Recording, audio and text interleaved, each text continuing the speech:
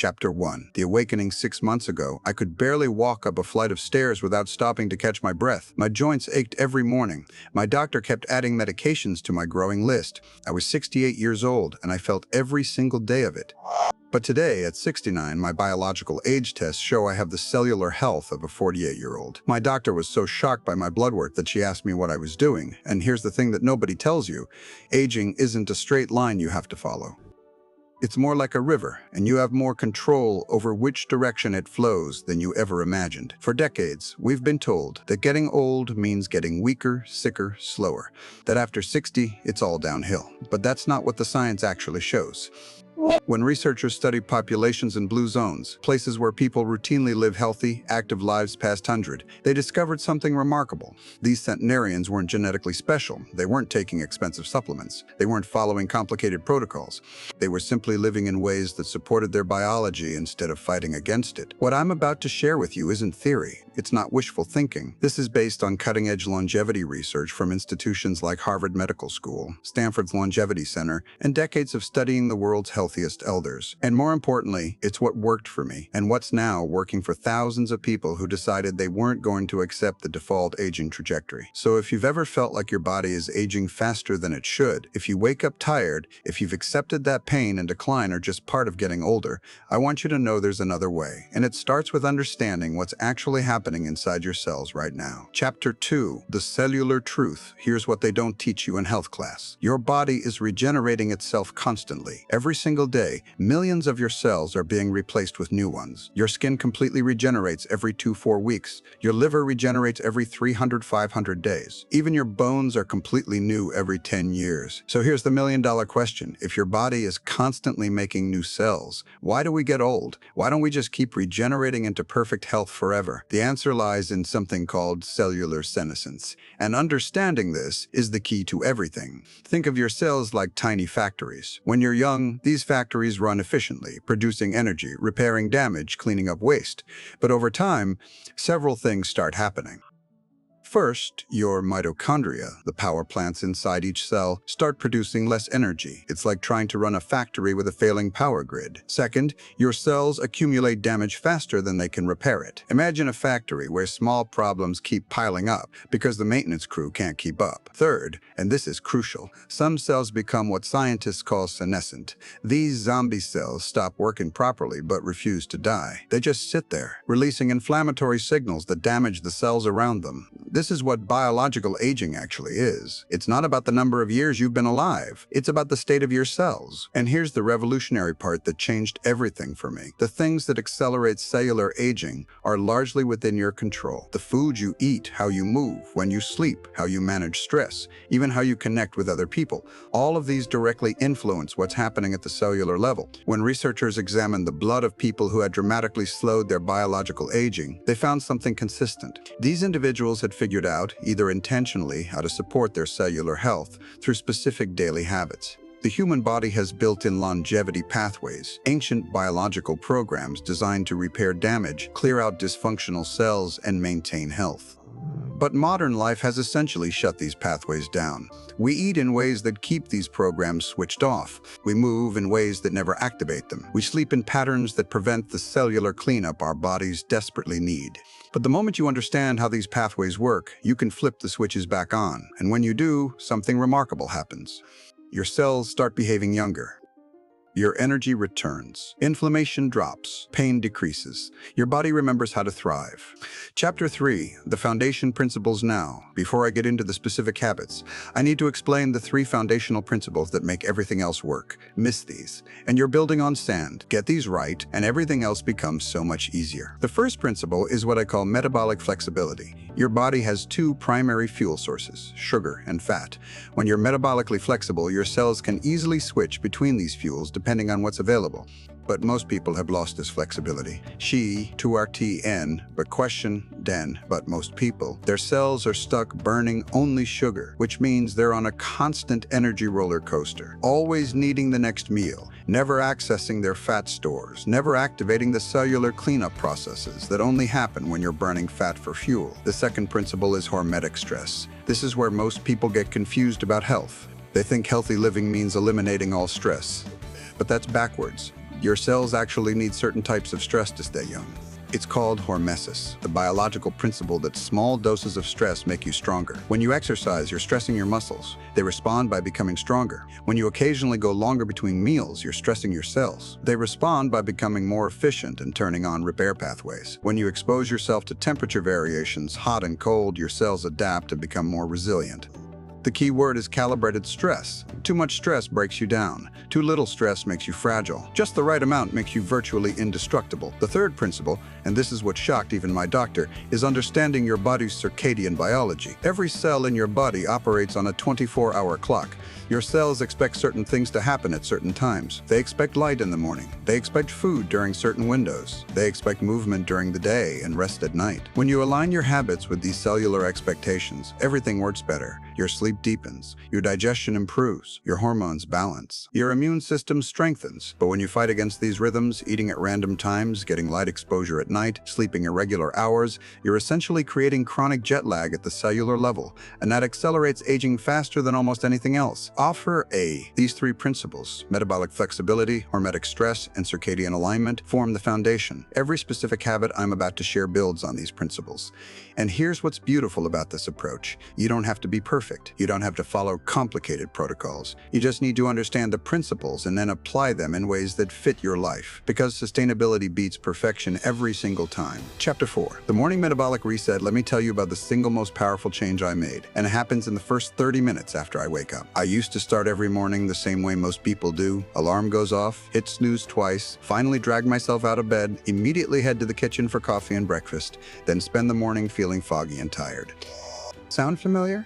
But here's what I learned from studying the habits of people who maintain extraordinary health into their 90s and beyond. The way you start your morning sets your cellular tone for the entire day. And most of us are doing it completely backwards. Here's my new morning protocol, and I want you to really understand why each piece matters. First, within 2 minutes of waking, I get bright light exposure. I step outside, no sunglasses, for just 5-10 minutes. If it's cloudy or I wake up before sunrise, I use a 10,000 lux light therapy lamp. Why? Because bright light in the morning does something magical to your biology. It signals to your master clock in your brain that daytime has started. This single signal cascades through every system in your body.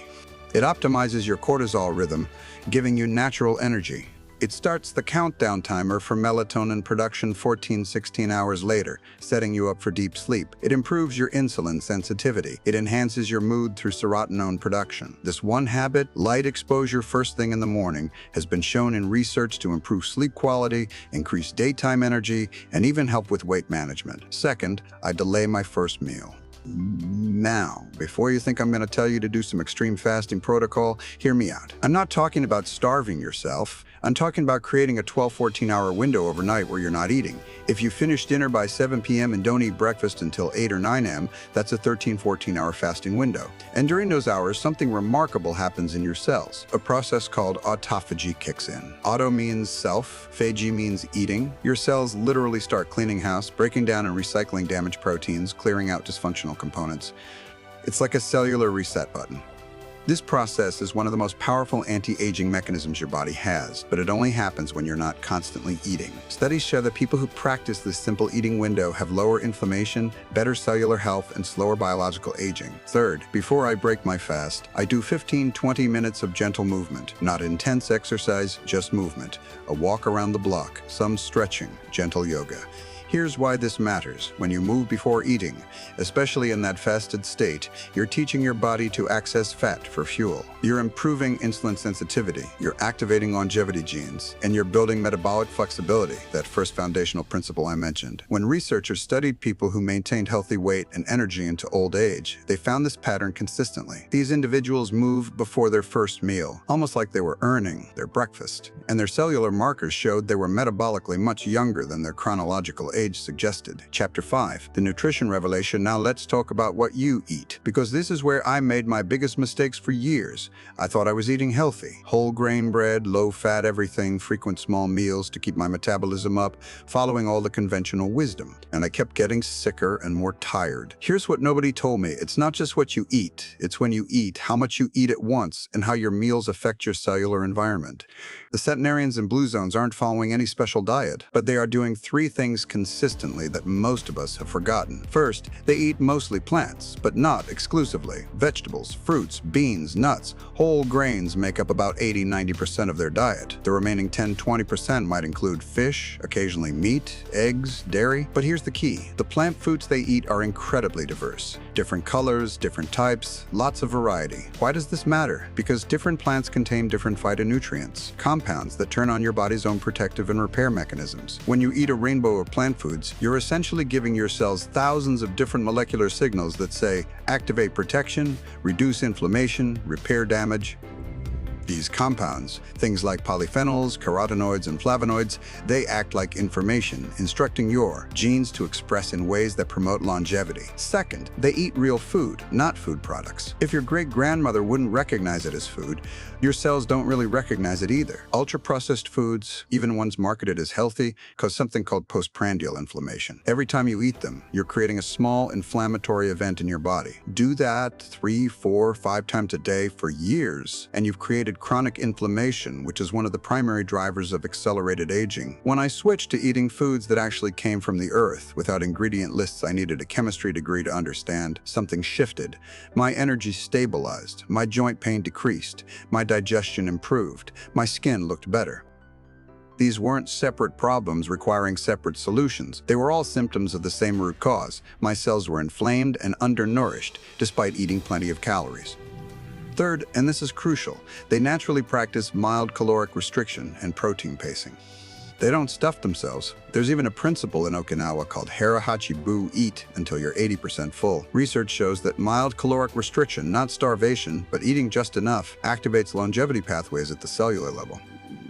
It's another form of that hormetic stress I mentioned. When your cells aren't constantly flooded with excess energy, they become more efficient. They turn on protective mechanisms. They enhance repair processes.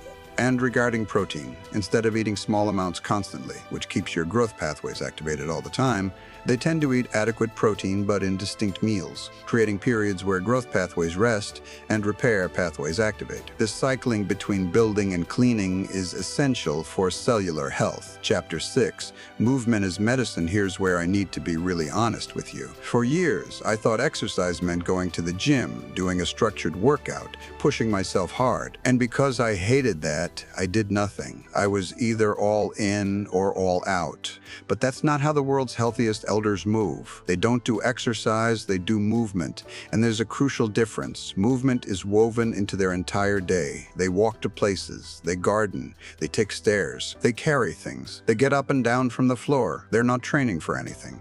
They're just living in bodies that move frequently and in varied ways. When researchers analyzed what types of movement actually correlate with longevity, they found something surprising. It wasn't about intense exercise. It was about 3 things: consistency, variety, and maintaining muscle mass. Let me break that down. Consistency means moving every single day, even if it's just a 20-minute walk. The people who live longest don't take rest days. They're active daily, but usually at moderate intensity. Variety means moving your body in different ways. Walking, yes, but also bending, twisting, reaching, balancing, carrying, pulling, pushing. Your body needs varied movement to maintain functional fitness. And maintaining muscle mass, this is critical as we age. After 30, you lose about 3–8% of muscle mass per decade if you don't actively maintain it. This muscle loss, called sarcopenia, is one of the primary drivers of age-related decline. So here's what I do now, and it's sustainable because it doesn't feel like exercise. Every morning, that 15–20-minute walk before breakfast I mentioned. Every day, I find ways to walk more, park further away, take stairs, walk while on phone calls. Multiple times a day, I get down on the floor and back up because that simple movement maintains hip and knee function. 3 times a week, I do 20 minutes of resistance training, and I'm not talking about heavy weights. Body weight exercises, resistance bands, light dumbbells. Just enough stimulus to tell my muscles they need to stay strong. Twice a week, I do something that challenges my balance and flexibility: yoga, tai chi, or even just standing on one foot while brushing my teeth. Here's what shocked me most. When I stopped trying to exercise intensely and instead focused on moving frequently and maintaining strength, my body composition changed more than it had in years. I lost the stubborn belly fat that had accumulated despite countless diets. My energy increased.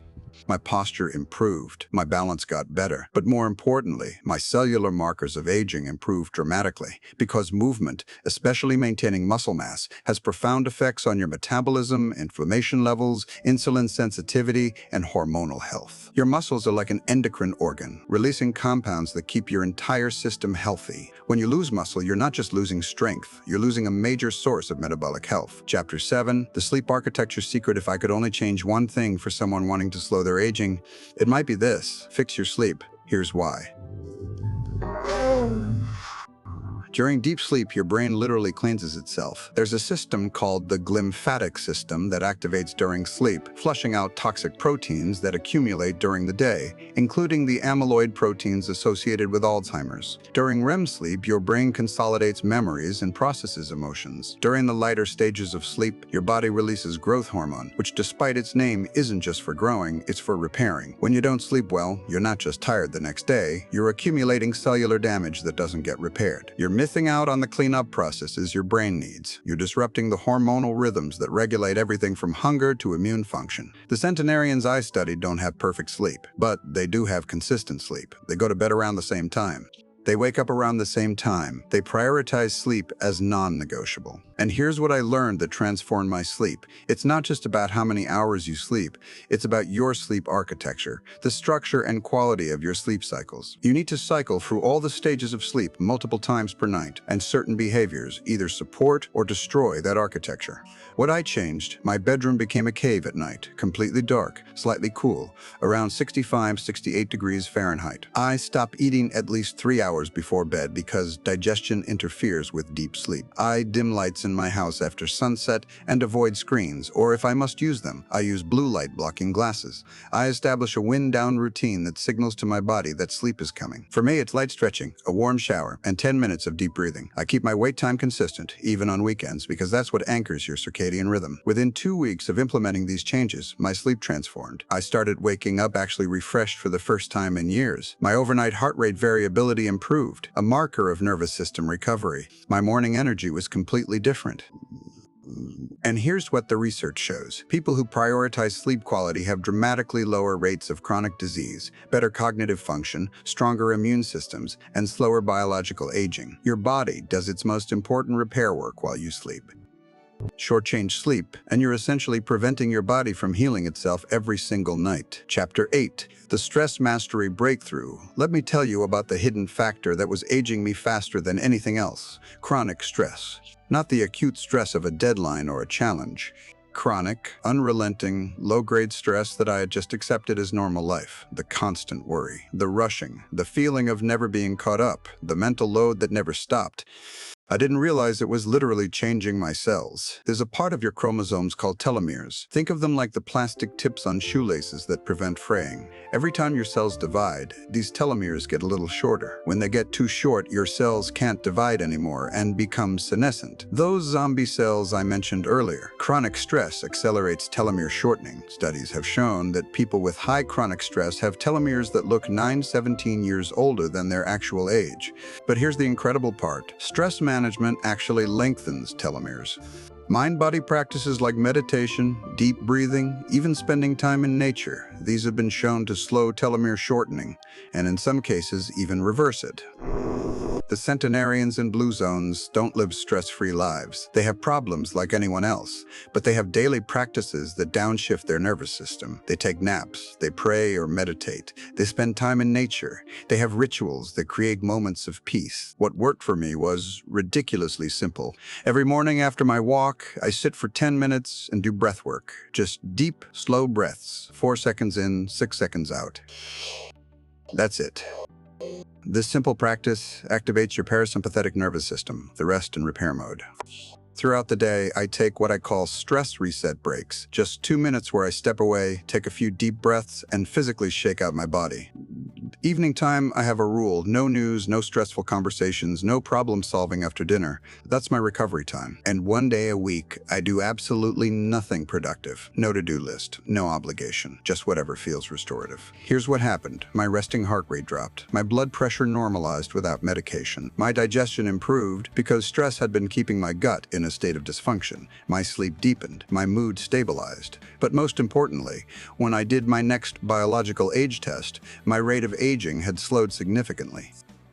Because here's the truth: you cannot supplement or exercise your way out of chronic stress. It will undermine every other healthy thing you do. But when you learn to manage stress, when you give your nervous system regular recovery, everything else works better. Chapter 9, the connection multiplier. Now we come to the factor that might surprise you most, and it's the one that's most often overlooked in longevity research: social connection. Here's what decades of research have shown. Loneliness and social isolation are as harmful to your health as smoking 15 cigarettes a day. They increase your risk of early death by 26–32%. On the flip side, strong social connections increase your likelihood of survival by 50%. Think about that. Having meaningful relationships is as important to your longevity as not smoking. But why? How does social connection affect aging at the cellular level? It turns out that chronic loneliness creates a stress response that triggers inflammation and suppresses immune function. Your body interprets social isolation as a threat, and it shifts into a defensive mode that accelerates aging. The blue zone centenarians are deeply embedded in community. They have close family relationships. They participate in social groups. They have purpose and feel needed by others. They're not alone, even when they're by themselves. And this sense of belonging and meaning creates a biological environment that promotes health. Here's what I changed. I stopped prioritizing productivity over people. I schedule regular time with friends and family, and I treat those commitments as seriously as doctor appointments. I joined a local community group around something I care about, in my case, a gardening club. I make it a point to have meaningful conversations regularly, not just surface-level chat. I look for ways to be useful to others because contributing gives us purpose, and I've become intentional about limiting interactions that drain me while deepening relationships that energize me. What I discovered is that loneliness isn't about being alone. You can be surrounded by people and feel lonely. Loneliness is about feeling unseen, unheard, disconnected. The antidote is being known, having people who actually see you, and being present enough with others that you actually see them. This isn't just feel-good advice, this is biology. When you have strong social bonds, your stress hormones decrease. Your immune system functions better. Your inflammatory markers improve. Your brain stays sharper because social interaction is cognitively demanding in the best way. Some researchers now believe that social connection might be the single most powerful longevity factor we can control. Chapter 10, your 30-day transformation roadmap. All right. I've given you a lot of information. Now let's make it actionable, because information without implementation changes nothing. I'm going to give you a 30-day roadmap that builds these habits gradually. The key is not to do everything at once. That's overwhelming and unsustainable. We're going to layer these practices in a way that allows them to become automatic. Week 1, foundation. Focus on just 3 things. 1, get morning light within 30 minutes of waking, 10 minutes outside or with a light therapy lamp. 2, establish a consistent wake time, same time every day, including weekends. 3, take a 15-minute walk before your first meal. That's it. These 3 habits begin to reset your circadian rhythm and start building metabolic flexibility. Don't worry about anything else yet. Just these 3 things every single day for a week. Week 2, eating window. Continue your week 1 habits and add this. Establish a 12–13-hour overnight fasting window. If you finish dinner by 7 p.m., don't eat breakfast until 7 or 8 a.m. You're still eating the same foods. We're not changing what you eat yet. We're just creating a consistent eating window that allows autophagy to activate. During your eating hours, focus on eating until you're satisfied but not stuffed. Notice the 80% full feeling. Week 3, food quality. Continue everything from weeks 1 and 2. Now we start upgrading food quality. For this week, your only goal is to add more color to your diet. Every meal, add at least 2 different colored vegetables or fruits. Don't take anything away yet, just add. You might be surprised how naturally your appetite for processed foods decreases when you're getting more nutrients. Also this week, try to make 1 meal per day completely plant-based. A big colorful salad, a vegetable stir-fry, a bean-based soup. Week 4, movement and recovery. Continue all previous habits. Add 2 things. 1, 3 times this week, spend 15–20 minutes doing resistance-based movement. This could be body weight exercises, resistance bands, or light weights. Just enough enough to challenge your muscles. 2. Establish a wind-down routine for bed. Dim lights after sunset, no screens an hour before bed, and do 10 minutes of stretching or deep breathing. Also this week, practice one stress reset during the day, just 2 minutes of deep breathing when you notice tension building.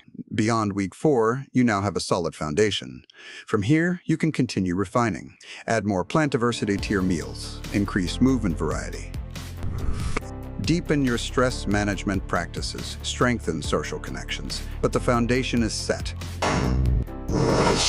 You're working with your biology instead of against it, and if you maintain these core habits consistently, you'll start noticing changes. First, you'll feel them: more energy, better sleep, less pain, improved mood. Then, you'll see them: body composition changes, better skin, more vitality.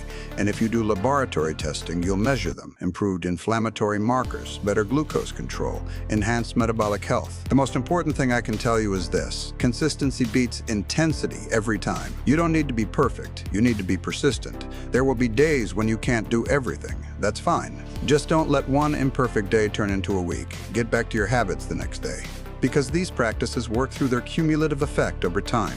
Every day you support your cellular health is a day you're moving the needle toward longevity. Every day you don't is a day you're accepting the default aging trajectory. The choice, genuinely, is yours.